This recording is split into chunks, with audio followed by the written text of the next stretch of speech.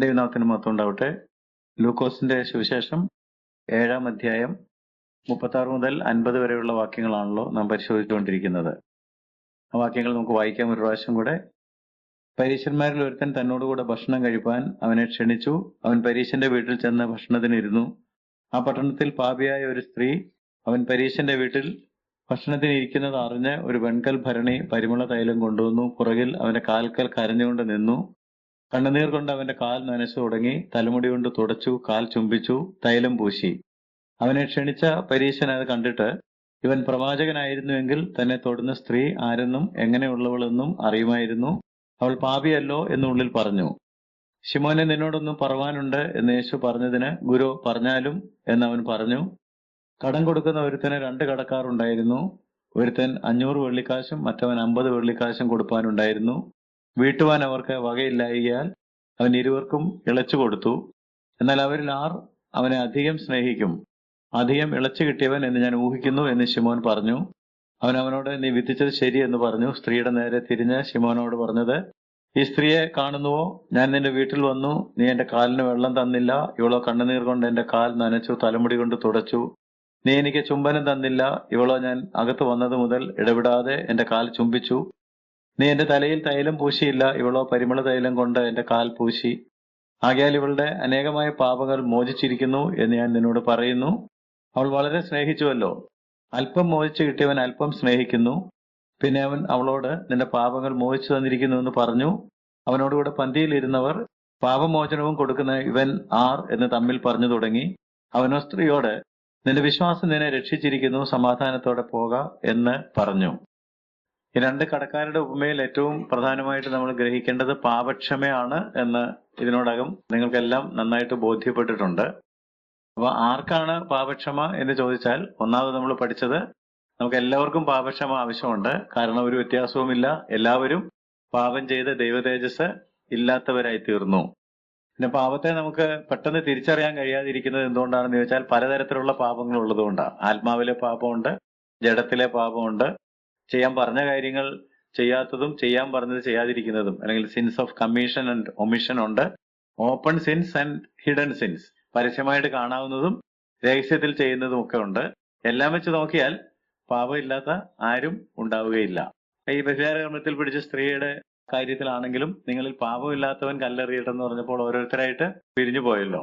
പാപം സകലരിലും ഉള്ളതുകൊണ്ട് എല്ലാവർക്കും പാപക്ഷമ ആവശ്യമാണ് എന്ന് നമ്മൾ കണ്ടു. രണ്ടാമത് നമ്മൾ കണ്ടൊരു കാര്യം, പാപക്ഷമ നമുക്ക് ലഭിക്കുക എന്ന് പറയുന്നത് അത് ദൈവകൃപയുടെ ഒരു പ്രവൃത്തിയാണ്. അല്ലാതെ ദൈവം നമ്മളോട് പാപം ക്ഷമിക്കുവാൻ തക്കവണ്ണം ബാധ്യസ്ഥനല്ല. നമുക്കത് വില കൊടുത്ത് വാങ്ങാനോ നേടിയെടുക്കാനോ കഴിയുകയില്ല. ആ കാര്യമാണ് ഇപ്പൊ നമ്മൾ പരിശോധിച്ചുകൊണ്ടിരിക്കുന്നത്. അതിൽ പറഞ്ഞ 2 കാര്യങ്ങൾ, ഒന്ന് എല്ലാം കൃപയാണ്. കാരണം വീട്ടുവാൻ അവർക്ക് വക ഇല്ലായിരുന്നു. നമുക്ക് വീട്ടാൻ കഴിയാത്ത അത്ര അധികം പാപങ്ങളാണ് നമ്മൾ ചെയ്തിട്ടുള്ളതെന്നുള്ളത് കൊണ്ട് കർത്താവിന്റെ ഒരു കൃപ കൊണ്ട് മാത്രമാണ് നമുക്ക് പാപക്ഷമ ലഭിക്കുവാനായിട്ട് ഇടയായത്. പക്ഷെ പാപത്തിന്റെ ക്ഷമ നമുക്ക് ലഭിക്കണമെന്നുണ്ടെങ്കിൽ ദൈവകൃപ മാത്രം വ്യാപരിച്ചാൽ പോരാ, നമ്മളുടെ ഉള്ളിൽ നിന്ന് വിശ്വാസവും കൂടി വരണം.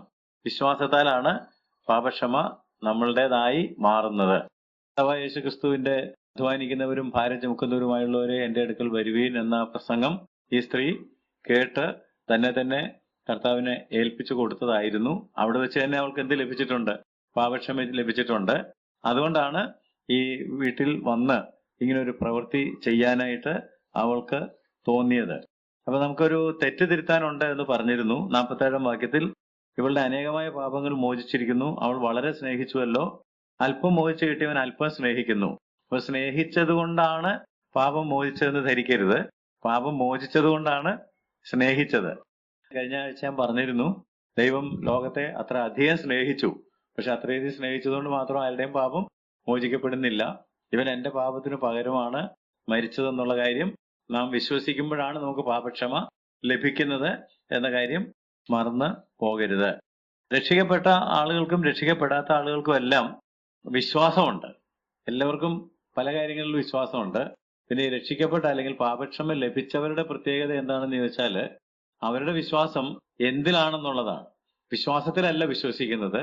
ചിലപ്പോൾ പറയും, നിങ്ങളുടെ രോഗികളെ വിശ്വാസത്തോടെ കൂടെ കൊണ്ടുവരിക. അപ്പം വിശ്വാസത്തിലാണ് പലരും വിശ്വസിക്കുന്നത്. അതുകൊണ്ട് വിശ്വാസ രോഗസൗഖ്യം, വിശ്വാസക്ഷമ എന്നൊക്കെ പറയാറുണ്ട്. എന്നാൽ ഒരു യഥാർത്ഥ വിശ്വാസിക്ക് വിശ്വാസം ആരിലാണ്? കർത്താവായ യേശു ക്രിസ്തുവിലാണ്. ദി ഓബ്ജക്റ്റ് ഓഫ് ഫെയ്ത്ത് എന്ന് വേണമെങ്കിൽ പറയാം. ആരിൽ വിശ്വാസം വെച്ചിരിക്കുന്നു എന്നുള്ളത് സുപ്രധാനമായിട്ടുള്ള കാര്യമാണ്. വെറുതെ ഒരു വിശ്വാസമല്ല, എന്തെങ്കിലും വിശ്വസിക്കുകയല്ല. കാരണം എല്ലാവരും എന്തെങ്കിലുമൊക്കെ വിശ്വസിക്കുന്നവരാണ്. അങ്ങനെ എന്തെങ്കിലുമൊക്കെ വിശ്വസിച്ചതുകൊണ്ട് പാപക്ഷമ ലഭിക്കുകയല്ല. പിന്നെന്ത് വിശ്വസിക്കണം? കർത്താവായ യേശു ക്രിസ്തുവിൽ. അതുകൊണ്ടാണ് ഈ സ്ത്രീയോടും കർത്താവ് പറഞ്ഞത്, നിന്റെ വിശ്വാസം നിന്നെ രക്ഷിച്ചു. അവരുടെ വിശ്വാസം കർത്താവിലായിരുന്നു. അപ്പൊ രണ്ട് കാര്യങ്ങളാണ് ഇപ്പൊ നമ്മൾ പഠിക്കുന്ന കാര്യത്തോടുള്ള ബന്ധത്തിൽ പഠിച്ചത്. ഒന്ന്, ഇതെല്ലാം കൃപയാണ്. രണ്ട്, യേശുക്രിസ്തുവിലുള്ള വിശ്വാസത്താലാണ് പാപക്ഷമ നമുക്ക് ലഭിക്കുന്നത്. ഇനിയുള്ള ഒരു പ്രധാനപ്പെട്ട കാര്യം എന്ന് പറയുന്നത്, പാപക്ഷമ ഉറപ്പുള്ളൊരു കാര്യമാണോ? Is that certain? അതായത് ഞാൻ കർത്താവിനോട് പാപക്ഷമ തരണമെന്ന് പറഞ്ഞാൽ, ഞാൻ അവനിൽ വിശ്വസിച്ചാൽ, കൃപ വ്യാപരിച്ചിട്ടുള്ളത് കൊണ്ട് ഉറപ്പായിട്ടും നമുക്ക് പാപക്ഷമ കിട്ടും എന്ന് പറയാൻ പറ്റുമോ? അത് ചിന്തിക്കേണ്ടതാണ്. കാരണം ചിലരൊക്കെ നമ്മൾ സുവിശേഷം പറയുമ്പോൾ ചോദിക്കും, അങ്ങനെ എങ്ങനെ ഉറപ്പിച്ച് പറയാൻ പറ്റും? നിങ്ങൾക്ക് എങ്ങനെ അത് കിട്ടി എന്ന് ഉറപ്പിക്കാൻ പറ്റും എന്ന് ചോദിക്കുമ്പോൾ, നിങ്ങൾക്ക് ഉറപ്പുണ്ടെങ്കിൽ ചിലപ്പോൾ പറഞ്ഞു കൊടുക്കാൻ നമുക്ക് പറ്റാതെ പോകുമെങ്കിൽ ഇനി പറയുന്ന കാര്യങ്ങൾ ശ്രദ്ധിക്കുക. ഈ പാപിയായ സ്ത്രീയെ പറഞ്ഞയക്കുന്നതിന് മുമ്പ് യേശു അവൾക്ക് ഉറപ്പ് നൽകി. നീ സമാധാനത്തോടെ പൊക്കോ എന്ന് പറഞ്ഞില്ലേ? പോകുന്നതിന് മുമ്പായിട്ട് യേശു ശിമോനോട് പറഞ്ഞത് ആ സ്ത്രീ കേട്ടു. 47 വാക്യത്തിൽ എന്താ പറഞ്ഞത്? ആകയാൽ ഇവളുടെ അനേകമായ പാപങ്ങൾ മോചിച്ചിരിക്കുന്നു എന്ന് ശിമോനോട് പറഞ്ഞത് ആര് കേട്ടോണ്ട് നിൽക്കുകയാണ്? ഈ സ്ത്രീ കേട്ടോണ്ട് നിൽക്കുകയാണ്. അപ്പൊ അവർക്ക് മനസ്സിലായി, എന്റെ പാപങ്ങൾ തീർച്ചയായിട്ടും മോചിക്കപ്പെട്ടു എന്ന്. അത് ശിമോനോട് പറഞ്ഞതല്ലേ എന്ന് ചോദിച്ചാൽ, അടുത്ത വാക്യത്തിൽ 48 വാക്യത്തിൽ നേരിട്ട് അവളോട് തന്നെ യേശു പറഞ്ഞല്ലോ. പിന്നെ അവൻ അവളോട് നിന്റെ പാപങ്ങൾ മോചിച്ച് തന്നിരിക്കുന്നു എന്ന് പറഞ്ഞു. അപ്പൊ ശിമോനോടും പറഞ്ഞു, ഈ പാപിയായ സ്ത്രീയോടും പറഞ്ഞു. 47, 48 വാക്യങ്ങൾ നോക്കിയാൽ മതി. ഇവളുടെ അനേകമായ പാപങ്ങൾ മോചിച്ചിരിക്കുന്നു എന്നും പിന്നെ അവളോട് നിന്റെ പാപങ്ങൾ മോചിച്ച് തന്നിരിക്കുന്നു എന്നും പറഞ്ഞു. ഇനി ചിന്തിക്കുക, ഈ സംഭവം എല്ലാം കഴിഞ്ഞ് എല്ലാവരും വീട്ടിൽ പോയി. പിന്നെ ഇവള് വളരെ പരിശുദ്ധയായിട്ട് ജീവിക്കുകയാണ്. നമ്മുടെ രീതിയിൽ പറഞ്ഞാൽ പാപം എല്ലാം ക്ഷമിക്കപ്പെട്ടു എന്നുള്ള വിശ്വാസത്തില് കൂട്ടായ്മ യോഗത്തിലൊക്കെ പങ്കെടുത്ത് കൈയടിച്ച് പാട്ടൊക്കെ പാടിക്കൊണ്ടിരിക്കുമ്പം ഒരാൾ വിളിച്ചിട്ട്, നീ പാപിയല്ലേ, നീ എന്തൊക്കെ കർമ്മങ്ങൾ ചെയ്തുകൊണ്ടാണ് നടന്നത്, നിന്റെ പാപങ്ങൾ മോചിച്ചോ, എങ്ങനെ മോചിച്ചു എന്ന് ചോദിച്ചാൽ അവൾ എന്ത് മറുപടി പറയും? എന്റെ പാപങ്ങൾ മോചിച്ചിരിക്കുന്നുവെന്ന് യേശു പറഞ്ഞല്ലോ, എനിക്കത് മതി. എന്നോട് യേശു പറഞ്ഞു, അവനാണ് ലോകത്തിന്റെ പാപത്തെ ചുമക്കുന്ന ദൈവത്തിന്റെ കുഞ്ഞാട്, അവനാണ് എനിക്ക് പകരം യാഗമായത്. അപ്പൊ അവൻ എന്റെ പാപങ്ങൾ മോചിച്ചു തന്നിരിക്കുന്നു എന്ന് പറഞ്ഞതുകൊണ്ട് എനിക്കത് ഉറപ്പാണ്. അത് അവളുടെ കാര്യം. പിന്നെ നമ്മുടെ കാര്യത്തിലേക്ക് വരികയാണെന്നുണ്ടെങ്കിൽ, നമ്മളോട് ഇന്ന് ആരെങ്കിലും ഇതുപോലെയൊക്കെ നിങ്ങളുടെ പാപങ്ങൾ മോചിച്ചിട്ടുണ്ടോ, എങ്ങനെ അറിയാം എന്ന് ചോദിച്ചാൽ അതിന്റെ ഉത്തരം യോഹന്നാന്റെ ലേഖനത്തിലാണുള്ളത്. യോഹന്നാൻ അപ്പോസ്തലൻ സുവിശേഷം എഴുതിയത് നമ്മൾ യേശുക്രിസ്തുവിൽ വിശ്വസിച്ച് ജീവൻ പ്രാപിക്കാനാണ്. ആ പ്രാപിച്ച ആളുകൾക്ക് ഇതുപോലത്തെ ചോദ്യങ്ങൾ വന്നപ്പോൾ സംശയം വന്നു കാണും. അപ്പൊ അവരെ ഉറപ്പിക്കുന്നതിന് വേണ്ടിയാണ് ലേഖനം എഴുതിയത്. 1 യോഹന്നാൻ 5:13 ദൈവപുത്രന്റെ നാമത്തിൽ വിശ്വസിക്കുന്ന നിങ്ങൾക്ക് ഞാനിത് എഴുതിയിരിക്കുന്നത് നിങ്ങൾക്ക് നിത്യജീവൻ ഉണ്ടെന്ന് നിങ്ങൾ അറിയേണ്ടതിന് തന്നെ. ഈ സ്ത്രീ പറഞ്ഞത് എന്നോട് യേശു പറഞ്ഞെന്നാണ്. നമ്മളെന്ത് പറയും? ദൈവവചനത്തിൽ പറഞ്ഞിട്ടുണ്ട്. മനസ്സിലായോ? സ്വർഗത്തിൽ എന്നേക്ക് സ്ഥിരമാക്കിയിരിക്കുന്ന, മാറ്റമില്ലാത്ത, ആകാശവും ഭൂമിയും ഒഴിഞ്ഞു പോയാൽ വള്ളി പുള്ളി മാറിപ്പോകാത്ത ദൈവത്തിന്റെ വചനത്തിൽ പറഞ്ഞിരിക്കുകയാണ്, ദൈവപുത്രന്റെ നാമത്തിൽ വിശ്വസിക്കുന്ന നിങ്ങൾക്ക് നിത്യജീവൻ ഉണ്ട്. നിത്യജീവൻ ഉണ്ടെന്ന് പറഞ്ഞാൽ നിങ്ങളുടെ പാപങ്ങൾ മോചിച്ചിരിക്കുന്നു എന്നാണ് അതിന്റെ അർത്ഥം. അതുകൊണ്ട് എനിക്കത് ഉറപ്പാണ്. വീണ്ടും ഒരു ചില പ്രശ്നങ്ങൾ നമുക്ക് ഇവിടെ പരിശോധിക്കേണ്ടതായിട്ടുണ്ട്. കാരണം ആളുകൾ പലരും ഈ പെന്തക്കോസ്തുകാരുടെ പോലുള്ള മീറ്റിങ്ങുകളിലൊക്കെ പോയി കഴിഞ്ഞാൽ ഒരു വൈകാരികമായ ഇളക്കവും തോന്നലുകളൊക്കെ വരുമ്പോഴാണ് ഞാൻ രക്ഷിക്കപ്പെട്ടു എന്ന് പറയുന്നത്. വചനം പറഞ്ഞിട്ടുണ്ടെന്ന് പറയുമ്പോൾ നിങ്ങൾ ബ്രദറുകാരനാണെന്ന് പറയും. കാരണം അവരാണ് എല്ലാത്തിനും വചനത്തിലേക്ക് പോകുന്നത്. പെന്തക്കോസ്തുകാർക്കാണ് ഒരു ആത്മാവിൽ ഒരു വൈകാരികമായിട്ടുള്ള ഇളക്കവും തോന്നലും ഒക്കെ ഉണ്ടാകണം. ഇനി നമ്മൾ ചിന്തിക്കുകയാണെങ്കിൽ, നിത്യജീവന്റെ ഉറപ്പിനായിട്ട് ഈ സ്ത്രീ അവളുടെ തോന്നലുകളിലാണ് ആശ്രയിച്ചതെന്ന് വിചാരിക്കുക. യേശുവിലല്ല, വചനത്തിലല്ല, അവളുടെ തോന്നലുകളിൽ. അതായത് യേശുവിന്റെ അടുക്കൽ പോയി നിന്നപ്പോൾ അവള് കരഞ്ഞു, അവൾക്ക് പാപത്തെക്കുറിച്ചുള്ള ദുഃഖവും അനുതാപവും ഒക്കെ ഉണ്ടായി. അങ്ങനെ കർത്താവിന്റെ അടുക്കൽ നിന്നപ്പോൾ തന്റെ സ്നേഹം പ്രകടിപ്പിക്കുകയൊക്കെ ചെയ്തിട്ട്, ഞാൻ യേശുവിന്റെ അടുക്കൽ പോയി, ഞാൻ യേശുവിനെ തൊട്ടു, യേശു ഒന്നും പറഞ്ഞില്ല, അതുകൊണ്ട് എന്റെ പാപങ്ങളെല്ലാം മോചിച്ചിരിക്കുന്നു എന്ന് നമുക്കൊരു തോന്നലുണ്ടായെന്ന് വിചാരിക്കുക. ഒരു ആഴ്ച കഴിയുമ്പോഴത്തേക്ക് ഈ വൈകാരികതയൊക്കെ കെട്ടടങ്ങും. അപ്പൊ നമ്മുടെ കണ്ണുനീരൊക്കെ അടങ്ങി കഴിഞ്ഞ് ഇരിക്കുമ്പോൾ നിങ്ങൾ രക്ഷിക്കപ്പെട്ടതാണോ, നിങ്ങളുടെ പാപങ്ങൾ ക്ഷമിച്ചിരിക്കുന്നുവോ എന്ന് ചോദിക്കുമ്പോൾ ഒരു സംശയം വരാനായിട്ട് സാധ്യതയുണ്ട്. കാരണം ഒരു വൈകാരിക അന്തരീക്ഷത്തിൽ അങ്ങനെ തോന്നി. ഒരുപാട് വിശ്വാസികൾക്ക് ഈ പ്രശ്നമുണ്ട്. ഒരു മീറ്റിംഗിന്റെ മധ്യേ ഇരുന്നപ്പോൾ പ്രസംഗകൻ അങ്ങോട്ട് ഇളക്കി പല കാര്യങ്ങളൊക്കെ അങ്ങോട്ട് പറഞ്ഞപ്പോൾ നമ്മുടെ ഉള്ളിൽ ചില തോന്നലുകളൊക്കെ ഉണ്ടായി. അപ്പൊ എനിക്ക് തോന്നി ഞാനങ്ങ് രക്ഷിക്കപ്പെട്ടു, എന്റെ പാപങ്ങളെല്ലാം മോചിക്കപ്പെട്ടു. എന്നാൽ പിന്നെ കുറച്ചു ദിവസം കഴിഞ്ഞപ്പോഴത്തേക്ക് പഴയ പോലെ ഇയാളെ കാണുന്നില്ല. ചോദിച്ചപ്പം അതപ്പോ അന്നേരം ഒരു നല്ല ഉണർവ് യോഗത്തിൽ വെച്ച് ഞാൻ പറഞ്ഞെന്നുള്ളതേ ഉള്ളൂ, ഞാൻ പിന്നെയും പാപത്തിൽ വീണു, അതുകൊണ്ട് എനിക്കിപ്പോ ഉറപ്പും നിശ്ചയമൊന്നും ഇല്ല എന്ന് പറയുന്നത് നമുക്ക് കാണാൻ കഴിയുന്നുണ്ടല്ലോ. അതുകൊണ്ട് നമ്മുടെ രക്ഷാനിർണയത്തിന്റെ ആധാരം നമ്മുടെ തോന്നലുകളല്ല, നമ്മുടെ ഫീലിങ്ങുകളല്ല, വികാരങ്ങളല്ല. എനിക്ക് എന്ത് തോന്നി, എന്റെ ശരീരത്തിൽ എന്ത് അനക്കം ഉണ്ടായി, എന്റെ മനസ്സിൽ എന്ത് ചലനം ഉണ്ടായി എന്നുള്ളതല്ല, മാറ്റമില്ലാത്ത ദൈവത്തിന്റെ വചനമാണ്. ഇനി വേറൊരു പ്രശ്നം, അങ്ങനെ പറയുമ്പോൾ ചിലപ്പോൾ പാസ്റ്റർ പറയും, ഇല്ല നീ രക്ഷിക്കപ്പെട്ടത് തന്നെയാ, നിന്റെ പാപം ക്ഷമിച്ചതാ, അത് മറന്നുപോയെന്നേ ഉള്ളൂ. ചുറ്റും നിൽക്കുന്നവരും നമ്മളോട് ഈ കാര്യങ്ങളൊക്കെ പറഞ്ഞുകൊണ്ടിരിക്കുന്നവരും ഒക്കെ ആണോ നമുക്ക് ഈ ബോധ്യം തരേണ്ടത്? അങ്ങനെയും വരാം. കാരണം ഇപ്പൊ ഈ സ്ത്രീയെ കുറിച്ച് നമ്മൾ ചിന്തിക്കുകയാണെന്നുണ്ടെങ്കിൽ അവിടെയുള്ള ആളുകളുടെ മനോഭാവങ്ങളും ആളുകളുടെ അഭിപ്രായങ്ങളും ഒക്കെ നോക്കിയാൽ അതിലൊന്നും നമുക്ക് ആശ്രയിക്കാൻ ഒക്കെയല്ല. ഈ സ്ത്രീയെ കുറിച്ച് നമ്മൾ ചിന്തിക്കുകയാണെങ്കിൽ വളരെ കുറച്ച് ഉറപ്പ് മാത്രമേ സദ്യ ഹാളിൽ ഇരുന്ന ആളുകളുടെ ഭാഗത്ത് നിന്ന് അവൾക്ക് കിട്ടിക്കാണുള്ളൂ. കാരണം അതിഥികൾ അവളെ ഒന്നാമത് അവഗണിച്ചു. കാരണം അവള് ക്ഷണിക്കപ്പെട്ട ഒരു അതിഥി അല്ല, യേശുവിനെ കാണാൻ, യേശുവിനോട് സംസാരിക്കാനൊക്കെ വന്നതാണ്. അപ്പൊ അവിടെയുള്ള ആളുകൾ അവളെ അവഗണിച്ചിരിക്കുകയാണ്. പിന്നെ വിരുന്ന് നടത്തിയ ശിമോനാണെങ്കിൽ അവളെ വിമർശിക്കുകയും ചെയ്തു, ഇവള് പാപിയാണ്. അപ്പൊ അവിടെ നമ്മൾ മനസ്സിലാക്കേണ്ട ഒരു കാര്യം, മറ്റുള്ളവരുടെ അഭിപ്രായങ്ങൾ, മറ്റുള്ളവരുടെ പ്രോത്സാഹനങ്ങൾ, മറ്റുള്ളവർ നമ്മളെ കുറിച്ച് പറഞ്ഞ നല്ല വാക്കുകൾ കൊണ്ടും ഞാൻ രക്ഷിക്കപ്പെട്ടതാണ്, എനിക്ക് പാപങ്ങൾ മോചിച്ചിരിക്കുന്നു എന്ന് ഉറപ്പിക്കാനായിട്ട് കഴിയത്തില്ല. ഇത് വളരെ പ്രധാനപ്പെട്ട കാര്യമാണ്. നമ്മുടെ തോന്നലുകളല്ല, മറ്റാളുകൾ നീ രക്ഷിക്കപ്പെട്ടു, പാപം മോചിച്ചു എന്ന് നമ്മളോട് പറയുന്നതല്ല. പിന്നെ യേശു തന്നെ എന്നോട് ഇടപെടണം, ദൈവത്തിന്റെ പരിശുദ്ധാത്മാവ് എന്നോട് പറയണം, അല്ലെങ്കിൽ മാറ്റമില്ലാത്ത ദൈവത്തിന്റെ വചനത്തിൽ അതെനിക്ക് കാണാൻ കഴിയണം. അതിലാണ് ഞാൻ വന്ന് ഉറക്കേണ്ടത്. യോഹന്നാൻ 6-ാം അധ്യായത്തിന്റെ 69-ാം വാക്യം നോക്കിയാൽ യേശു ജീവന്റെ അപ്പത്തെക്കുറിച്ചുള്ള കാര്യങ്ങളൊക്കെ ഇങ്ങനെ പ്രസംഗിച്ചപ്പോൾ കുറെ കഴിഞ്ഞപ്പോൾ ആളുകൾ പറഞ്ഞു, ഇത് കഠിനവാക്ക്, ഇത് ആർക്ക് ഗ്രഹിക്കാൻ കഴിയും എന്നൊക്കെ പറഞ്ഞില്ലേ. അന്നു മുതൽ യേശുവിന്റെ ശിഷ്യന്മാർ പലരും അവനെ അനുഗമിക്കുന്നത് നിർത്തി. ശിഷ്യന്മാരോട് യേശു ചോദിച്ചു, നിങ്ങൾക്കും പോകാൻ മനസ്സുണ്ടോ? അപ്പൊ പത്രോസിന്റെ മറുപടിയാണ് 6:69 നമ്മൾ കാണുന്നത്, നീ ദൈവത്തിന്റെ പരിശുദ്ധനെന്ന് ഞങ്ങൾ വിശ്വസിച്ചും അറിഞ്ഞും ഇരിക്കുന്നു. ഞങ്ങൾ എന്ന് പറയുന്ന ആരാ? 12 ശിഷ്യന്മാര്. ഉടനെ തന്നെ കർത്താവ് ശരി കേട്ടോ എന്നാണോ പറഞ്ഞത്? പക്ഷെ യേശു അതിന് മറുപടി പറഞ്ഞത് എന്താണെന്ന് അറിയാമോ? നിങ്ങളെ 12 പേരെ ഞാൻ തെരഞ്ഞെടുത്തില്ലേ, എങ്കിലും നിങ്ങളിൽ ഒരുത്തനൊരു പിശാചാകുന്നു. അപ്പൊ നീ പറയണ്ടെന്നാ പറഞ്ഞത്. പത്രോസിന്റെ കാര്യം പത്രോസ് പറഞ്ഞാൽ മതി. നിനക്ക് ആ ബോധ്യം വന്നെങ്കിൽ നിനക്കത് പറഞ്ഞാൽ കൊള്ളാം. വേറൊരു സന്ദർഭത്തിൽ മത്തായി 16-ാം അധ്യായത്തില് ഞാൻ ആരാണെന്നാണ് പറയുന്നതെന്ന് ചോദിച്ചപ്പോ പത്രോസ് പറഞ്ഞല്ലോ, നീ ദൈവത്തിന്റെ പുത്രനാണ്. അപ്പൊ പറഞ്ഞു, യു ആർ ബ്ലെസ്ഡ്, അനുഗ്രഹിക്കപ്പെട്ടവനാണ്, ഇത് നിനക്ക് വെളിപ്പെടുത്തി തന്നു. അതൊരു പേഴ്സണൽ കാര്യമാണ്. പക്ഷെ ഇവിടെ എല്ലാവരുടെയും കൂടെ വക്കാലത്ത് എടുത്തിട്ടാണ് പത്രോസ് പറയുന്നത്, ഞങ്ങൾ. ഈ കാര്യം എടുത്തു പറഞ്ഞത് എന്തിനാണെന്ന് ചോദിച്ചാൽ, നീ എല്ലാവരുടെയും വക്കാലത്ത് പറയണ്ട, ഞാൻ വിശ്വസിച്ചിരിക്കുന്നു എന്ന് പറഞ്ഞാൽ ഓക്കെ. അപ്പൊ അതുകൊണ്ട് എല്ലാവരെയും അറിയാവുന്നത് ആരാ? കർത്താവിന് മാത്രമാണ്. നമ്മുടെ കൂടെ ഇരിക്കുന്നവരോ നമ്മുടെ പാസ്റ്ററോ നമ്മളോട് സുവിശേഷം പറഞ്ഞവനോ ഒക്കെ നീ രക്ഷിക്കപ്പെട്ടു, പാപം ക്ഷമിച്ചു എന്ന് പറഞ്ഞതിനകത്തൊന്നും നമുക്ക് ആശ്രയിക്കാൻ പറ്റുകയില്ല. യേശു എന്നോട് പറയണം, വചനം എന്നോട് ഇടപെടണം, അല്ലെങ്കിൽ ദൈവത്തിന്റെ ആത്മാവ് എന്നോട് സംസാരിക്കണം. അവിടെയാണ് ഉറപ്പ്. ഞാൻ വേറെ ഉദാഹരണം കൂടെ പറയാം. അപ്പോസ്തലപ്രവൃത്തി 9-ാം അധ്യായത്തിലാണ് നമ്മൾ പൗലോസിന്റെ മാനസാന്തരം കാണുന്നത്. ഡെമസ്കോസിലേക്ക് പോകുന്ന വഴിക്ക് കർത്താവ് അവനെ സന്ധിക്കുന്നത്. എന്നിട്ട് അവൻ ഡെമസ്കോസിൽ നിന്ന് എവിടെ എത്തി? 9:26-27 വാക്യങ്ങൾ വായിച്ചാൽ അവൻ യെരുശലേമിലെത്തി.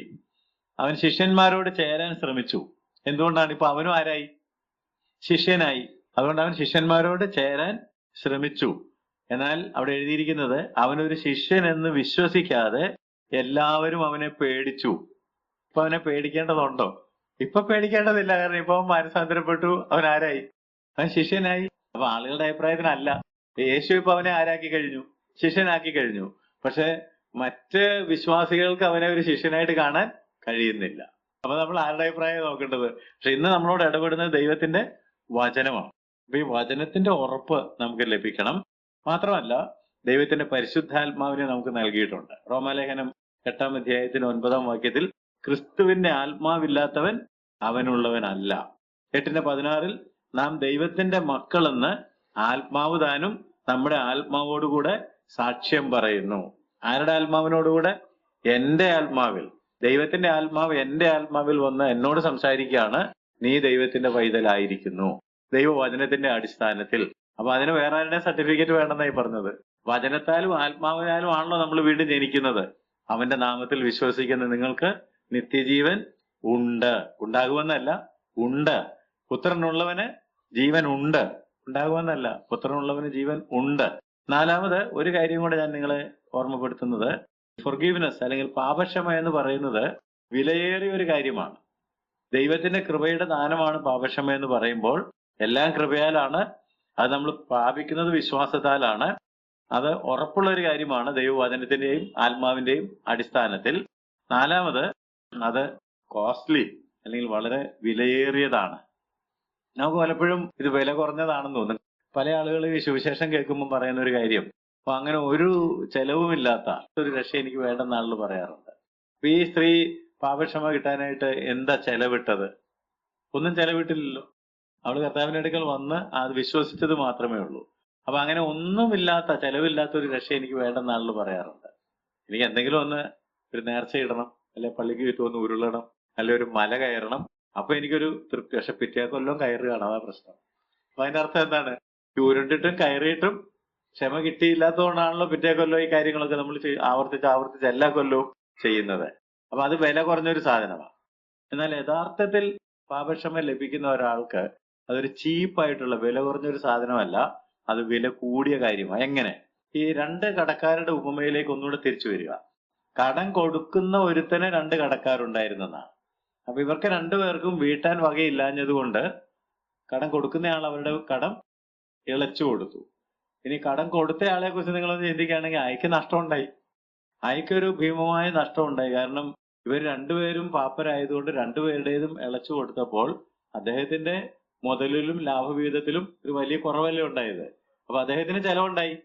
ഇവർക്ക് ചെലവില്ലാതെ കിട്ടി, പക്ഷെ ആ കടം കൊടുത്തയാൾക്ക് നഷ്ടമുണ്ടായി. അയാൾ നഷ്ടം സഹിച്ചിട്ടാണിത് കൊടുത്തതെന്നുള്ള കാര്യം നമ്മൾ ഒരിക്കലും മറന്നു പോകരുത്. 42-ാം വാക്യത്തിൽ നമ്മൾ വായിച്ചത്, വീട്ടുവാൻ അവർക്ക് വകയില്ലായികയാൽ അവൻ ഇരുവർക്കും ഇളച്ചു കൊടുത്തു. ഇളച്ചു കൊടുത്തയാള് ഇവർ 2 പേരും കടം മേടിച്ചിരുന്ന തുക സഹിക്കുകയാണല്ലോ. അപ്പൊ ഇവിടെ നമ്മൾ മനസ്സിലാക്കേണ്ട കാര്യം, പാപക്ഷമ അല്ലെങ്കിൽ രക്ഷ എന്ന് പറയുന്നത് സൗജന്യമാണ്. പക്ഷെ ഇറ്റ് ഈസ് നോട്ട് ചീപ്പ്. അത് വില കുറഞ്ഞതല്ല. കാരണം പല ഈ സൗജന്യമായിട്ട് കിട്ടുന്നതിനെ വില കുറഞ്ഞതായിട്ടാണ് കണക്കാക്കുന്നത്. രക്ഷ സൗജന്യമാണെങ്കിലും അത് വിലപിടിപ്പുള്ളതാണ്, വില കുറഞ്ഞതല്ല. നമ്മൾ യേശുക്രിസ്തു നമുക്ക് തന്ന പാപക്ഷമയിലേക്ക് വരികയാണെന്നുണ്ടെങ്കിൽ, നമുക്ക് പാപം ക്ഷമിച്ചു തരുന്നതിനായിട്ട് യേശു കൊടുത്ത വില എന്തായിരുന്നു? മുതൽ മുടക്കിയത് നിങ്ങൾക്ക് എല്ലാവർക്കും അറിയാം. എങ്കിലും നമ്മൾ ഈ പഠനത്തിൽ അതൊന്ന് ചിന്തിക്കുകയാണെന്നുണ്ടെങ്കിൽ, കോസ്റ്റ് കർത്താവായ യേശുക്രിസ്തു കാൽവരി ക്രൂശിൽ ഈ പാപിക്ക് പകരം മരിച്ചു എന്നുള്ളതാണ്. എനിക്ക് സൗജന്യമായിട്ട് പാപക്ഷമ കിട്ടി, നിങ്ങൾക്ക് ഓരോരുത്തർക്കും സൗജന്യമായിട്ട് പാപക്ഷമ കിട്ടി. അപ്പൊ നമുക്ക് സൗജന്യമാണ്. അതുകൊണ്ട് അത് തീരെ വില കുറഞ്ഞതാകുന്നില്ല. കാരണം ഒരാത്മാവിന്റെ വില എത്ര? സർവ്വലോകത്തിനേക്കാളും വലുതാണ് ഒരാത്മാവിന്റെ വില. അപ്പൊ ആ ഓരോ ആത്മാക്കളെയും രക്ഷിക്കാൻ വേണ്ടി, സൗജന്യമായിട്ട് രക്ഷിക്കാൻ വേണ്ടി ഒരാളതിന്റെ വില കൊടുത്തിട്ടുണ്ട്. അതാരാ കൊടുത്തത്? സാക്ഷാൽ ദൈവപുത്രൻ. എങ്ങനെ കൊടുത്തത്? അതാണത് ലോകത്തിന്റെ പാപത്തെ ചുമക്കുന്ന ദൈവത്തിന്റെ കുഞ്ഞാട്. നമ്മുടെ പാപങ്ങളെ ചുമന്നുകൊണ്ട് അവൻ കാൽവറി ക്രൂശിൽ മരിച്ച് നമുക്ക് പകരം യാഗമായി തീർന്നു എന്നുള്ളതാണ് കർത്താവ് നമുക്ക് പകരം കൊടുത്ത വില എന്ന് അറിഞ്ഞിരിക്കണം. ഈ വിരുന്നുശാലയിൽ, ശിമോന്റെ വീട്ടിലെ വിരുന്നുശാലയിൽ ഉണ്ടായിരുന്ന ആർക്കെങ്കിലും ഈ പാപിയായ സ്ത്രീയുടെ പാപങ്ങൾ മോചിച്ചു കൊടുക്കുന്നതിന് യേശു എന്ത് വില കൊടുത്തു എന്നുള്ളതിനെ കുറിച്ച് എന്തെങ്കിലും ബോധ്യമുണ്ടായിരുന്നു എന്ന് കരുതുന്നുണ്ടോ? അവര് ചുമ്മാതെ ഇരുന്ന് വിമർശിക്കുകയാണ്. അവർ ഈ പാപക്ഷമ അനുഭവിച്ചവരുമല്ല, അതിന് യേശു കൊടുത്ത വിലയെക്കുറിച്ച് ബോധമുള്ളവരുമല്ല. അപ്പൊ നമ്മൾ ഈ കാര്യങ്ങളൊക്കെ പറയുകയും മറ്റുള്ളവരോട് പങ്കുവെക്കുകയും ചെയ്യുമ്പോൾ നമ്മളെ ഇതുപോലെ കളിയാക്കുന്നവരും വളരെ വില കുറഞ്ഞൊരു സാധനമാണെന്ന് പരിഹസിക്കുന്നവരും ഉണ്ടെങ്കിൽ, അവരുടെയും പ്രോബ്ലം എന്താണെന്ന് ചോദിച്ചാല്, യേശു എനിക്കും അവർക്കും വേണ്ടി മുടക്കിയ മുതൽ എന്താണെന്നുള്ളത് അവർ തിരിച്ചറിയുന്നില്ല എന്നുള്ളത് കൊണ്ടാണ്. യേശുവിനെ കുറിച്ച് അവർക്ക് അറിയാൻ പാടില്ല, യേശുവിനെ അവർ കണ്ടിട്ടില്ല. വിരുന്നുശാലയിൽ ഇരുന്ന ഒരാൾ പോലും യേശു തന്റെ ജീവൻ ഇവൾക്ക് പകരം അർപ്പിക്കാൻ പോവുകയാണ്. അത് അർപ്പിച്ചിട്ടുണ്ട്, വാസ്തവത്തിൽ അർപ്പിച്ച അവസ്ഥയിലാണ് ഇരിക്കുന്നത്. അതുകൊണ്ടാണല്ലോ അവരെയൊക്കെ തേടി യേശു വന്നത്, കാണാതെ പോയതിനെ തിരഞ്ഞ്. അപ്പൊ ആ ഒരു കാര്യം അവർക്ക് ആർക്കും ബോധ്യമില്ല. അവര് യേശുവിനെ വേറൊരു അളവിലാണ് കാണുന്നത് എന്നുള്ളത് അറിഞ്ഞിരിക്കണം. യേശുവിനെ ക്രൂശിച്ച സമയത്ത് അവന്റെ കാൽവറി ക്രൂശിന്റെ ചുവട്ടിൽ ഇവരാരെങ്കിലും ഉണ്ടായിരുന്നു എന്ന് നമുക്ക് അറിയാൻ പാടില്ല. കാരണം അവിടെ യേശു പ്രാർത്ഥിച്ചൊരു കാര്യം, പിതാവേ ഇവർ ചെയ്യുന്നത് ഇന്നതെന്ന് അറിയായികൊണ്ട് ഇവരോട് ക്ഷമിക്കണമേ. അപ്പൊ ഈ വിരുന്നുശാലയിൽ ഇരുന്ന് ആരെങ്കിലും അവിടെ ഉണ്ടായിരുന്നോ ഈ വാക്കുകളൊക്കെ കേൾക്കാനായിട്ടെന്ന് ചിന്തിച്ചാൽ? കാൽവറി ക്രൂശിനാണല്ലോ വില കൊടുത്തത്. അപ്പൊ യേശുവിന് ഈ ലോകത്തിൽ ആശ്ചര്യമായിട്ട് ജീവിച്ചിരുന്നപ്പോൾ പാപം മോചിക്കുന്നതിനുള്ള അധികാരം ഉണ്ടായിരുന്നു. പക്ഷെ പാപമോചനത്തിന്റെ വില പിന്നെയാണ് കൊടുത്തത് എവിടെ? ക്രൂശിൽ താൻ യാഗമായപ്പോൾ. അപ്പൊ ആ കാര്യം കണ്ടവരാരും ഈ വിരുന്നുശാലയിൽ ഉണ്ടായിരുന്നില്ല. കാണാൻ അവർക്കൊട്ട് താല്പര്യമില്ല. അവര് ഇവനെ ക്രൂശിക്കാന്നും പറഞ്ഞു വിട്ടു. പിന്നെ പടയാളികൾ അവനെ കൊണ്ടുപോയി ക്രൂശിക്കുകയാണ് ചെയ്തത്. അവരാരും ഇതൊന്നും മനസ്സിലാക്കിയ ആളുകളെ ആയിരിക്കേയില്ല. അതൊരു സൈഡ്. ഇനി വേറൊരു കൂട്ടം ആളുകളുണ്ട് ഈ ലോകത്തില്, നമ്മുടെ ഈ ബൈബിളൊക്കെ മനസ്സിലാക്കിയിട്ടുള്ളവരും അതുപോലെ തന്നെ മറ്റു മതങ്ങളിൽപ്പെട്ടവരും ഒക്കെ. അവരെ ഇംഗ്ലീഷിൽ യൂണിവേഴ്സലിസ്റ്റ് എന്ന് വേണമെങ്കിൽ പറയാം. എന്ന് പറഞ്ഞാല് യേശു ആരാ? യേശു ലോകരക്ഷകനാണ്. യേശു ആർക്ക് പകരമാണ് മരിച്ചത്? സകല മനുഷ്യർക്ക് വേണ്ടി. ഇവിടെ ഇരിക്കുന്നവർക്ക് വേണ്ടി മാത്രമല്ല, സകല മനുഷ്യർക്ക് വേണ്ടിയും യേശു എല്ലാവരെയും രക്ഷിച്ചിരിക്കുകയാണ്. എല്ലാവരുടെയും പാപങ്ങൾ ക്ഷമിച്ചിരിക്കുകയാണ്. നമുക്ക് ബോധ്യപ്പെട്ടു, അവർക്ക് ബോധ്യപ്പെട്ടിട്ടില്ല. അതുകൊണ്ടാണ് നമ്മൾ പ്രാർത്ഥിക്കുന്നത് അവർക്കും കൂടെ ആ ബോധ്യം കൊടുക്കണമേ എന്ന്. പക്ഷെ നമ്മൾ വീണ്ടും ചിന്തിക്കുകയാണെങ്കിൽ അവർ പറയുന്നത്, ഈ യൂണിവേഴ്സലിസ്റ്റ് അല്ലെങ്കിൽ സാർവലൗകിക രക്ഷയെക്കുറിച്ച് പറയുന്ന ആളുകൾ പഠിപ്പിക്കുന്ന ചിന്തിക്കുന്ന എന്താണെന്ന് ചോദിച്ചാല്, യേശു സകല ലോകത്തിന്റെയും പാപത്തിന് വേണ്ടിയാണ് മരിച്ചതെങ്കിൽ ഒരൊറ്റ ആള് പോലും നഷ്ടപ്പെട്ടു പോകുകയില്ല. കാരണം ദൈവത്തിന്റെ ആഗ്രഹം എന്താണ്? ആരും നശിച്ചു പോകാതെ എല്ലാവരും രക്ഷിക്കപ്പെടണം. അങ്ങനല്ല, എല്ലാവരും മാനസാന്തരപ്പെടണമെന്നാണ്. ആരും നശിച്ചു പോകാതെ എല്ലാവരും മാനസാന്തരപ്പെട്ട് അവനിൽ വിശ്വസിക്കണം. അതാണ് ദൈവത്തിന്റെ ആഗ്രഹം. ഇങ്ങനെ പോകുന്ന പോക്കിന് പോയാൽ പോരാ, ഒന്ന് തിരിഞ്ഞ് കർത്താവായ യേശു ക്രിസ്തുവിൽ വിശ്വസിക്കണം. ആ രക്ഷാ പരിജ്ഞാനത്തിലേക്ക്, ദൈവപുത്രനെ കുറിച്ചുള്ള പരിജ്ഞാനത്തിലേക്ക് വരണം. തിമോത്തിയോസിന്റെ 2-ാം ലേഖനവും പത്രോസിന്റെ 2-ാം ലേഖനം 3-ാം അധ്യായവും വായിച്ചു നോക്കിയാൽ നമ്മൾ ഈ അവബോധത്തിലേക്ക് വരണമെന്നാണ് പറഞ്ഞേക്കുന്നത്. യേശു അങ്ങനെ ചെയ്തതെന്നുള്ളത്. അപ്പൊ ഇവര് പറയുന്നത് എല്ലാവരെയും രക്ഷിച്ചേക്കാണ്. അതുകൊണ്ട് നമുക്ക് ഒരിക്കലും ഒരു നഷ്ടം ഉണ്ടാകാൻ പോകുന്നില്ല. സ്നേഹനിധിയായ ദൈവം ആരെയും എവിടെ വിടുകയല്ല? നരകത്തിൽ വിടുകയല്ല. കാരണം നമുക്ക് വേണ്ടി മരിച്ച ആള് നമ്മളെ പിന്നെ നരകത്തിലേക്ക് വിടുമോ? അവിടെ ഒരു തിരുത്തൽ ആവശ്യമുണ്ട്. എന്താണെന്ന് ചോദിച്ചാല്, ഈ പറയുന്നത് ശരിയാണ്, പക്ഷെ അത് ആർക്കാണ് ലഭിക്കുന്നതെന്ന് ചോദിച്ചാൽ നമ്മൾ നേരത്തെ പറഞ്ഞായിരുന്നു. പാപക്ഷമ ലഭിക്കണമെങ്കിൽ കൃപ മാത്രം പോരാ, എല്ലാവരും രക്ഷപ്പെടും. എല്ലാവർക്കും വേണ്ടിയാണ് കർത്താവ് മരിച്ചതെന്ന് പറയുന്നത് കൃപയാണ്. പക്ഷെ കൃപ കൊണ്ട് മാത്രം ഒരാൾക്ക് പാപക്ഷമ ലഭിക്കുകയില്ല എന്ന് കുറച്ചു മുമ്പ് നമ്മൾ പഠിച്ചല്ലോ. അതെങ്ങനെ നമുക്ക് ലഭിക്കുന്നത്? വിശ്വാസത്താൽ നമ്മളത് സ്വായത്തമാക്കുമ്പോഴാണ്. അതുകൊണ്ടാണ് അത് വിശ്വസിച്ച് ഏറ്റെടുക്കുന്നവർക്ക് മാത്രമേ, മാനസാന്തരപ്പെട്ട യേശുക്രിസ്തുവിന്റെ നാമത്തെ വിളിച്ചപേക്ഷിക്കുന്നവർക്ക് മാത്രമേ അതിന്റെ ഫലം ലഭിക്കുകയുള്ളൂ. റോമാലേഖനത്തില് 3-ാം അധ്യായത്തിൽ നമ്മൾ ഒരു വ്യത്യാസമില്ല, എല്ലാവരും പാപം ചെയ്തു എന്നൊക്കെയുള്ള വാക്യങ്ങൾ വായിച്ച, നീതിമാൻ ആരുമില്ല എന്നൊക്കെ താഴോട്ട് വായിച്ചു വരുമ്പോൾ 3:25 പറയുന്നത്, വിശ്വസിക്കുന്നവർക്ക് അവൻ തന്റെ രക്തം മൂലം പ്രായശ്ചിത്തമാകുവാൻ ദൈവം അവനെ പരസ്യമായി നിർത്തിയിരിക്കുന്നു. അപ്പൊ അവിടെ വിശ്വാസത്തിന്റെ ആവശ്യമുണ്ട്. ഏത് മാർഗത്താൽ? കർമ്മമാർഗത്താലോ എന്നൊക്കെ ചോദിക്കുന്നുണ്ട് അവിടെ. അല്ല, കർമ്മമാർഗത്താലല്ല, വിശ്വാസ മാർഗത്താൽ. അപ്പം വിശ്വസിക്കുന്നവർക്ക് അവൻ തന്റെ രക്തം മൂലം പ്രായശ്ചിത്തമാകുവാൻ. അത് നമ്മൾ വിശ്വസിക്കേണ്ടത് അത്യാവശ്യമാണ്. യേശു ലോകത്തിന്റെ രക്ഷകനാണെന്നും എല്ലാവരെയും രക്ഷിക്കാൻ വന്നവനാണെന്നും ഉള്ളതാണ് ഈ പരസ്യമായി നിർത്തിയിരിക്കുന്നു എന്ന് പറയുന്നത്. ആരുടെയും കുത്തകയല്ല, സകല ലോകത്തിനും യേശുവിനെ കാണാം. അതിനാണ് മോശ മരുഭൂമിയിൽ സർപ്പത്തെ ഉയർത്തിയതുപോലെ മനുഷ്യപുത്രനെയും ഉയർത്തി എല്ലാവർക്കും കാണാൻ വേണ്ടിയാ. എന്നിട്ട് കണ്ടിട്ട് എന്ത് ചെയ്യണം? അവനെ നാം വിളിച്ചപേക്ഷിക്കണം, അവനെ വിശ്വസിക്കണം.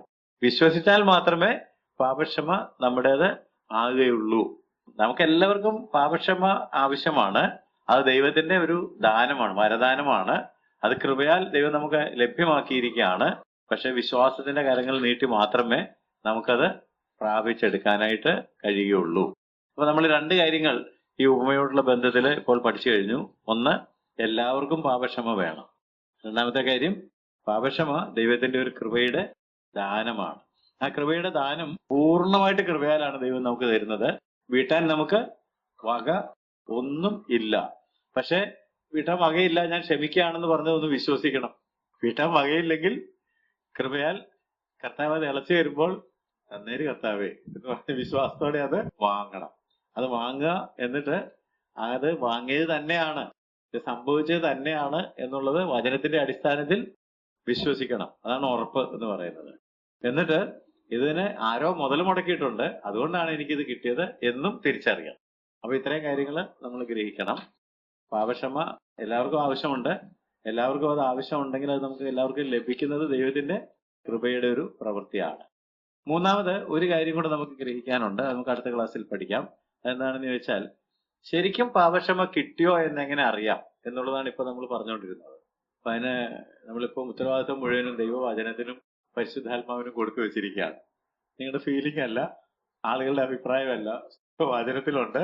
ആത്മാവ് എന്റെ ഹൃദയത്തിൽ അതുകൊണ്ട് മാത്രമായില്ല. നിങ്ങൾക്ക് പാപക്ഷമ ലഭിച്ചിട്ടുണ്ടെങ്കിൽ നിങ്ങളുടെ ജീവിതം രൂപാന്തരപ്പെടും. പാപക്ഷമ ലഭിച്ചിട്ടുണ്ടെങ്കിൽ a changed life, a transformed life. നമ്മുടെ ജീവിതത്തിൽ എന്ത് വരും? ഒരു മാറ്റം ഉണ്ടാവും. സമൂലമായിട്ടുള്ള ഒരു പരിവർത്തനം നമ്മുടെ ജീവിതത്തിൽ കടന്നു വരും എന്ന് അറിഞ്ഞിരിക്കണം. അതായത് ന്യായപ്രമാണത്തിനോ നിയമങ്ങൾക്കോ നമ്മുടെ കൂട്ടുകാർക്കോ നമ്മൾ പോയ പള്ളിക്കോ നമ്മളായിരുന്ന മതത്തിനോ ഒന്നും നമ്മളെ സഹായിക്കാനും രൂപാന്തരപ്പെടുത്താനും പാപം ക്ഷമിച്ച് തരാനും കഴിയാതിരുന്നപ്പോഴാണ് ആര് ചെയ്തു തന്നത്? യേശു ചെയ്തു തന്നത്. അങ്ങനെയാണെങ്കിൽ ആ യേശുവിന്റെ സ്നേഹം, ആ യേശുവിന്റെ കൃപ എന്നിൽ വലിയ മാറ്റങ്ങൾ ഉണ്ടാക്കും. ഞാനൊരു പുതിയ സ്നേഹബന്ധത്തിലേക്കും ഞാനൊരു പുതിയ സ്വാതന്ത്ര്യത്തിലേക്കും ഞാൻ എൻ്റെ പുതിയ സമാധാനത്തിലേക്കും ഒക്കെ വരും. അതേക്കുറിച്ച് നമുക്ക് അടുത്ത ക്ലാസ്സിൽ പഠിക്കാം. അതായത് എനിക്ക് പാപക്ഷമ ലഭിച്ചെങ്കിൽ ഞാൻ പഴയ ആളായിട്ട് ഇരിക്കുകയല്ല. തീർച്ചയായിട്ടും എൻ്റെ ജീവിതത്തിൽ ഭയങ്കരമായ മാറ്റം, സമൂലമായിട്ടുള്ള മാറ്റം. ഈ സ്ത്രീക്ക് വന്നോ? പിന്നെ ഈ സ്ത്രീക്ക് വന്നല്ലോ. ഈ സ്ത്രീക്ക് അങ്ങനെ ഒരു രൂപാന്തരം വന്നതുകൊണ്ടാണ് കർത്താവിനോടൊരു പുതിയ സ്നേഹം. പുതിയ സ്നേഹം എന്ന് പറഞ്ഞാൽ ആരും കാണിക്കാത്ത ഒരു സ്നേഹം. കർത്താവിന്റെ അടുക്കൽ വരാൻ, കണ്ണുനീർ കൊണ്ട് കാൽ നനയ്ക്കുവാൻ, മുടി കൊണ്ട് തോർത്തുവാൻ, ചുംബിക്കുവാൻ ഒക്കെ ഉള്ള ഒരു സ്വാതന്ത്ര്യത്തോടു കൂടിയ ഒരു സ്നേഹം അവിടെ ഉള്ളിൽ ഉണ്ടായില്ലേ? അവിടെ പാപം ക്ഷമിച്ചതുകൊണ്ട് അവൾ അധികം സ്നേഹിച്ചു. മറ്റവർക്ക് ആർക്കും ഇല്ലാത്തൊരു സ്വാതന്ത്ര്യം ഒന്നുമില്ല ഇവിടെ. മറ്റവരാരും ഇങ്ങനെ ഒരു ഫ്രീഡം എടുക്കുന്നില്ലല്ലോ. പക്ഷെ നമുക്കൊരു പുതിയ സ്നേഹം ഉണ്ടാകുന്നു, പുതിയ സ്വാതന്ത്ര്യം ഉണ്ടാകുന്നു. അവിടെ ഉള്ളിൽ ആളുകൾ ഈ വിമർശനമൊക്കെ പറഞ്ഞതുകൊണ്ടുതന്നെ അവിടെ സമാധാനം മുഴുവൻ പോയോ? അപ്പൊ അവൾ കൂടുതൽ സമാധാനത്താൽ നിറഞ്ഞോ? ഇല്ല, അവള് ആളുകൾ പറഞ്ഞൊന്നും കേട്ടില്ല. കാരണം അവൾക്ക് ഈ പാപക്ഷമ കിട്ടിയിട്ടുള്ളത് കൊണ്ട് അവൾക്ക് കർത്താവിന് വേണ്ടി ജീവിക്കണം. കർത്താവ് തന്നെ സമാധാനമാണ്. അത് സ്നേഹമായിട്ടും സമാധാനമായിട്ടും സ്വാതന്ത്ര്യമായിട്ടും ഒക്കെ അവിടെ ഉള്ളിലേക്ക് വന്നിരിക്കുന്നത് കൊണ്ട് അതിന്റെ ഒരു പൂർത്തീകരണം അനുഭവിക്കാനായിട്ട് അവൾ ഇങ്ങനെ വ്യഗ്രതപ്പെട്ടിരിക്കുകയായതുകൊണ്ട് ആളുകളുടെ അഭിപ്രായം ഒന്നും അവള് കേട്ട് കാണുകയില്ല. അവളൊരു ജോലിയിൽ ഏർപ്പെട്ടിരിക്കുകയാണ്. എന്താ? കാൽ നനയ്ക്കുന്നു, തലമുടി കൊണ്ട് തുടയ്ക്കുന്നു, ചുംബിക്കുന്നു, അവളുടെ സ്നേഹം പ്രകടിപ്പിക്കുന്നു, അവളുടെ സ്വാതന്ത്ര്യം അവൾ അനുഭവിക്കുന്നു, സമാധാനം അനുഭവിക്കുന്നു. ഇതൊന്നും ബാക്കിയൊന്നും അവൾ കേൾക്കുന്നില്ല. അതവൾക്ക് പ്രശ്നമല്ല. ഇതുപോലത്തെ ഒരു രൂപാന്തരം നമുക്ക് വന്നെങ്കിൽ മാത്രമേ ബാക്കി കാര്യങ്ങളൊക്കെ ശരിയാവുള്ളൂ, അല്ലേ? അല്ലാതെ പാപക്ഷമ കിട്ടി എന്ന് വചനത്തിൽ പറഞ്ഞിട്ടുണ്ട്, ആത്മാവും പറഞ്ഞു എന്ന് പറഞ്ഞിട്ട് പിന്നെ എനിക്ക് തോന്നിയതുപോലെ ജീവിക്കുകയാണെങ്കിൽ അങ്ങനെ ഒരു സാഹചര്യം നിങ്ങളുടെ ജീവിതത്തിൽ സംഭവിച്ചിട്ടില്ലെന്നാണ് അതിന്റെ അർത്ഥം. അതുകൊണ്ട് പാപക്ഷമ തീർച്ചയായിട്ടും വേറൊരു കാര്യത്തിൽ കലാശിക്കും. എന്ത് കാര്യത്തിൽ? എന്റെ ജീവിതത്തിൽ സ്ഥായിയായ മാറ്റങ്ങൾ ഉണ്ടാകും. അതുകൊണ്ടാണ് ഇങ്ങനെ പറഞ്ഞിരിക്കുന്നത്, ഒരുത്തൻ ക്രിസ്തുവിലായാൽ അവൻ പുതിയ സൃഷ്ടിയാകുന്നു, പഴയത് കഴിഞ്ഞുപോയി, ഇതാത് പുതുതായി തീർന്നിരിക്കുന്നു. ഏതാണെങ്കിലും നമുക്ക് ഓരോരുത്തർക്കും കർത്താവ് തന്നെ ആ വലിയ വിലപിടിപ്പുള്ള പാപത്തിന്റെ ക്ഷമയെ ഓർത്ത് ദൈവത്തിന് നന്ദിയോടെ സ്തോത്രം ചെയ്യുകയും ആ കരങ്ങളിലേക്ക് നമ്മളെ സമർപ്പിക്കുകയും ചെയ്ത് പ്രാർത്ഥിക്കാം. കർത്താവ് സ്വർഗ്ഗസ്ഥ പിതാവേ, ഞങ്ങൾ നന്ദിയോടെ സ്തോത്രം ചെയ്യുന്നു. ഞങ്ങൾക്ക് തന്ന കൂട്ടായ്മയ്ക്കായിട്ട്, തിരുവചനത്തിനായിട്ട് ഞങ്ങൾ നന്ദി പറയുന്നു. കർത്താവ്, ഞങ്ങൾ എല്ലാവരും പാപം ചെയ്തവരും കർത്താവിന്റെ സ്നേഹത്തിൽ നിന്ന് അകന്ന് വളരെ വിദൂരതയിൽ ഈ ലോകത്തിൽ സഞ്ചരിച്ചവരുമായിരുന്നു. എന്നാൽ നീ ഞങ്ങളെ തേടി വന്നു, നിന്റെ ജീവൻ ഞങ്ങൾക്ക് പകരമായിട്ട് കർത്താവ് കൊടുത്ത് ഞങ്ങളെ പാപത്തിൽ നിന്ന് വീണ്ടെടുത്തോർ ഞങ്ങൾ നിങ്ങൾക്ക് നന്ദിയോടെ സ്തോത്രം ചെയ്യുന്നു. ഞങ്ങൾ കർത്താവ് രഹസ്യമായിട്ടൊക്കെ വെച്ചിരുന്ന എല്ലാ പാപങ്ങളോട് ക്ഷമിച്ചല്ലോ. കർത്താവിന്റെ കൃപയാണ് അതെന്ന് ഞങ്ങൾ ഓർക്കുന്നു. വിശ്വാസത്താൽ അത് സ്വായത്തമാക്കുവാൻ തക്കവണ്ണം നീ ഞങ്ങളെ സഹായിച്ചു. നിന്റെ പാപങ്ങൾ മോചിച്ചു തന്നിരിക്കുന്നു എന്ന് പറഞ്ഞു നന്ദിയോടെ സ്തോത്രം. കർത്താവെ, അതിനെ നീ കൊടുത്ത വില ഞങ്ങൾ ഓർക്കുന്നു. കർത്താവെ, നിന്റെ ജീവനെ തന്നെ അർപ്പിച്ചാണല്ലോ ഞങ്ങളെ കർത്താവ് വീണ്ടെടുത്തത്, ഞങ്ങൾക്ക് പാപക്ഷമ തന്നത്. അതിനായിട്ട് ഞങ്ങൾ വീണ്ടും കർത്താവ് നന്ദിയുള്ളവരും, കർത്താവ് ഞങ്ങളുടെ ജീവിതങ്ങൾ രൂപാന്തരപ്പെട്ടിട്ട് നിന്നെ സ്നേഹിക്കുന്നവരും, കർത്താവ് നീ തന്നെ ആ സ്വാതന്ത്ര്യം അനുഭവിക്കുന്നവരും ആ സമാധാനം അനുഭവിക്കുന്നവരുമായിട്ടൊക്കെ മാറുവാൻ തക്കവണ്ണം രൂപാന്തരപ്പെട്ട ജീവിതത്തിന്റെ ഉടമകളായി തീരുവാൻ ഞങ്ങളെ സഹായിക്കണം. ഇനിയും രൂപാന്തരപ്പെടാത്ത മേഖലകളിലേക്കൊക്കെയും കർത്താവെ നിന്റെ കൃപ കടന്നു വന്ന് ഞങ്ങളെ രൂപാന്തരപ്പെടുത്തി എടുക്കണമെന്ന് പ്രാർത്ഥിക്കുന്നു. കരങ്ങളിൽ ഏൽപ്പിക്കുന്നു. യേശു ക്രിസ്തുവിന്റെ നാമത്തിൽ ഞങ്ങളുടെ പ്രാർത്ഥന കേൾക്കണമേ. ആമേൻ.